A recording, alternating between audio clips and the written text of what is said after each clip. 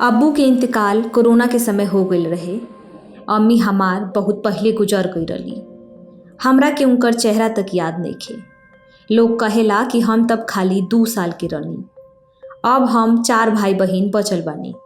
बिहार के गोपालगंज जिले के इंदरपट्टी गांव की सायरा अपने बड़े भाई कैफ के साथ घर पर रहती।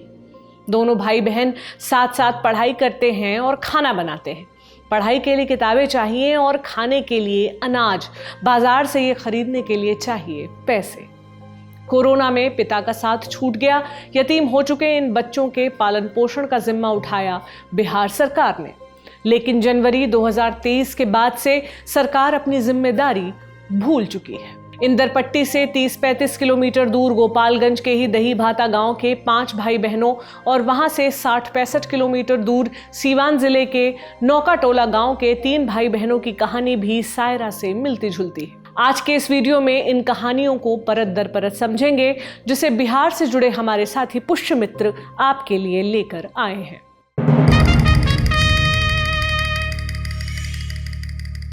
नमस्ते, मेरा नाम प्रतीक्षा है और आप देख रहे हैं इंडिया टुडे हिंदी।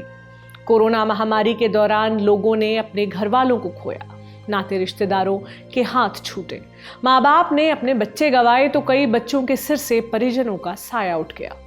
जाहिर है बिहार भी इससे अछूता नहीं था। ऐसे में बिहार सरकार ने बाल सहायता योजना शुरू की।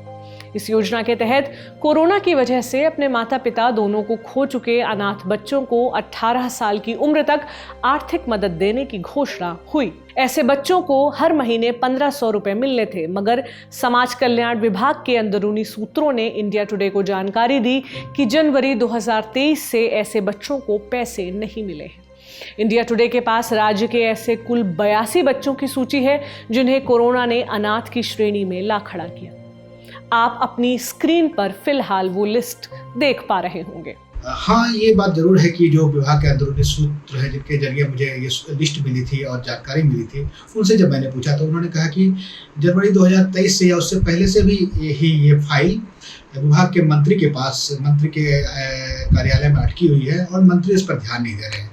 आखिर मंत्री क्यों नहीं ध्यान दे रहे हैं, जब मैंने ये पूछा तो मुझे बताया गया कि दरअसल ये इतनी छोटी रकम है कि मंत्री इतनी छोटी रकम पर, इतनी छोटे परियोजनाओं पर जनरली ध्यान नहीं देते हैं। इसकी वजह जब मैंने जाननी चाहिए तो बताया गया कि शायद इसलिए भी क्योंकि मंत्री को लगता है कि इतनी छोटी सी रकम वाली परियोजना में कमाई की गुंजाइश नहीं होती है। सूत्र जिस गड़बड़ी की ओर इशारा करते हैं उसकी पुष्टि के 2 ही रास्ते हैं। पहला, आधिकारिक तौर पर कोई बयान आए। दूसरा तरीका यह है कि जमीन पर इस योजना के लाभार्थी बच्चों की तलाश की जाए। हमारे साथी ने दूसरा रास्ता अख्तियार किया और पहुंच गए बिहार के अलग अलग जिलों में इन बच्चों के घर। सबसे पहले कहानी सायरा खातून की। वीडियो की शुरुआत में ही हमने आपको बताया कि सायरा के पिता की मौत कोरोना की वजह से हो गई। माँ पहले ही गुजर चुकी थी। सायरा के बड़े भाई फैज अक्सर घर से बाहर रहते हैं। बहन रुखसार पटना में रहकर पढ़ाई करती हैं। घर पर सायरा के साथ बड़े भाई कैफ रहते हैं। दोनों साथ साथ पढ़ते हैं। इन 4 भाई बहनों में सिर्फ फैज की उम्र 18 के पार है। ऐसे में बिहार सरकार की योजना का लाभ सायरा, रुखसार और कैफ को मिलना चाहिए था। क्या ये लाभ इन्हें मिल रहा है? जवाब खुद फैज से जानिए। मेरे तीनों भाई बहनों को बिहार सरकार की बाल सहायता योजना के तहत हर महीने 1500 रुपये मिलने थे, जो जनवरी 2023 से नहीं मिले हैं। हमारे घर का खर्चा किसी तरह चल रहा है। कभी चाचा लोग मदद कर देते हैं तो कभी कहीं और से कुछ हो जाता है। अब चलते हैं गोपालगंज के दही भाता गांव की ओर। यहाँ 5 भाई बहनों का परिवार रहता है। 14 मई 2021 को कोरोना की वजह से इन बच्चों की मां सुनरी देवी ने दम तोड़ दिया। 82 दिन बाद पिता शैलेश प्रसाद की हार्ट अटैक से मौत हो गई। भाई बहनों में सबसे बड़े हरिओम से सुनिए उनकी कहानी। मुझे सरकारी योजना के बारे में पता चला तो मैंने कोशिशें शुरू की। लगातार दौड़ भाग करने के बाद आखिरकार 2023 में केवल 2 छोटे भाई प्रिंस और आलोक का नाम इस लिस्ट में आया, जबकि पिता की मौत के वक्त मेरी छोटी बहन अनु भी नाबालिग थी। उसे भी इस योजना का लाभ मिलना चाहिए था, मगर नहीं मिला। हरिओम के पिता एक प्राइवेट स्कूल की बस चलाते थे। उनके जाने के बाद हरिओम को गांव में एक गुमटी वाली किराने की दुकान खोलनी पड़ी। अभी तीनों भाई बारी बारी से उस दुकान पर बैठते हैं, तब घर का खर्च चलता है। कई दफा कर्ज लेना पड़ता है। बहनों की शादी की फिक्र हरिओम को अलग खाए जाती है। गोपालगंज का पड़ोसी जिला है सीवान। जिले के नौकाटोला गांव के 3 भाई बहनों की कहानी भी कुछ ऐसी ही है। अपने घर का खर्च चलाने के लिए ये भाई बहन सब्जियों की खेती करते हैं और फिर बड़ा भाई उसे ठेले पर ले जाकर घर घर बेचता है। पढ़ाई लिखाई रुक चुकी है। बड़ा भाई दीपक 10वीं पास करके बैठा है। छोटा भाई अरुण किसी तरह 12वीं पास कर गया है, मगर उसे आगे का रास्ता नहीं सूझ रहा।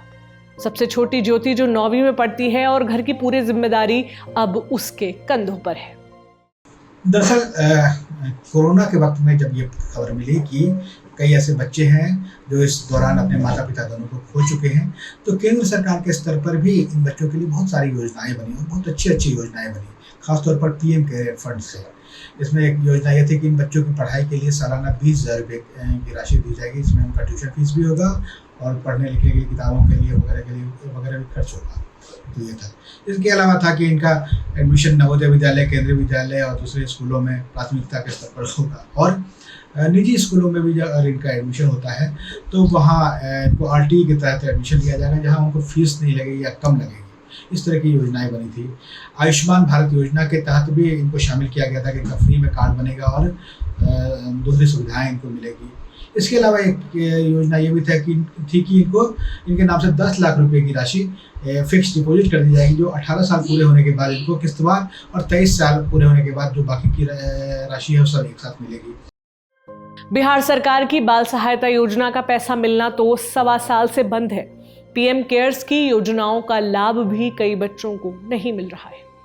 नौकाटोला के ही दीपक और अरुण ने हमें बताया कि एक ही बार 2 साल पहले खाते में 20,000 रुपए आए, फिर बंद हो गए। आयुष्मान भारत का कार्ड जरूर बना है, इनके नाम पैसों का FD भी हुआ है, मगर वो पैसा बाद में मिलेगा, ऐसा बच्चों को बताया गया है। केंद्रीय विद्यालय में एडमिशन की कहानी तो एकदम अलग है। दहीभाता के हरिओम के मुताबिक उनके पास केंद्रीय विद्यालय से फोन आया कि अपने भाइयों का एडमिशन वहां करा सकते हैं। जब भाइयों को लेकर पहुंचे तो कहा गया कि दोनों भाई हिंदी मीडियम के स्टूडेंट हैं, वहां पढ़ नहीं पाएंगे, फेल हो गए तो स्कूल का रेपुटेशन खराब होगा। बाल अधिकार के मसले पर लंबे समय से संघर्षरत अशोका फेलो सचिन कुमार जैन ऐसी क्राइसिस में स्टेट की भूमिका को गार्जियन जैसा बताते हैं और जुवेनाइल जस्टिस एक्ट का हवाला देते हैं। मुझे ऐसा लगता है कि ये बच्चों के प्रति एक तरीके की बहुत साफ तौर पर लापरवाही है और एक गैर जवाबदेहिता भी है। ऐसा नहीं है कि सरकार को पता नहीं है कि उन बच्चों की स्थिति क्या है। सरकार को पूरी तरीके से पता है। सरकार के पास उसके बारे में बहुत स्पष्ट रूप से जानकारियां और विश्लेषण है, लेकिन उनको आधार नहीं बनाया जा रहा है अपनी जिम्मेदारी को निभाने में। और मुझे लगता है कि ये बहुत राजनीतिक प्रक्रिया के तौर पर उनकी प्राथमिकता नहीं है। ये माना जाता है, ये अपेक्षा की गई है कि स्टेट ऐसी भूमिका निभाएगा जो कि बच्चों के हित में हो, सर्वश्रेष्ठ हित में हो, जिसको कहा जाता है in the best interest of the children. वो चीज को अगर हम देखा जाए तो ये जो बुनियादी सिद्धांत है, ये बुनियादी सिद्धांत को नकारा गया है, इसकी उपेक्षा की गई है। और जब ये बच्चे अगर अपने जीवन को बचाने के लिए भिक्षावृत्ति करेंगे या मजदूरी करेंगे तो वो एक कानूनी मसला बनाया जाएगा। उसको एक तरीके से बच्चों को यह माना जाएगा कि वो अपकृत्य में शामिल हैं।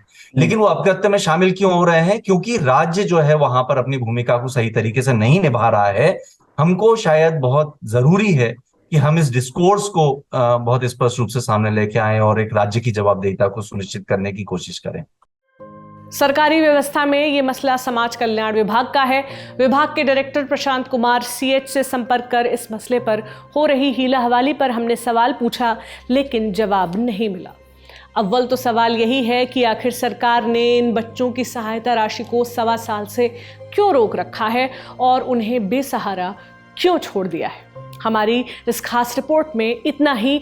आगे भी हम समाज के अंतिम पायदान पर खड़े और नज़रअंदाज किए जा रहे लोगों की कहानी आप तक लाते रहेंगे। आप अपनी राय हमें कमेंट बॉक्स में ज़रूर दें और हमारे चैनल को सब्सक्राइब कर लें। शुक्रिया।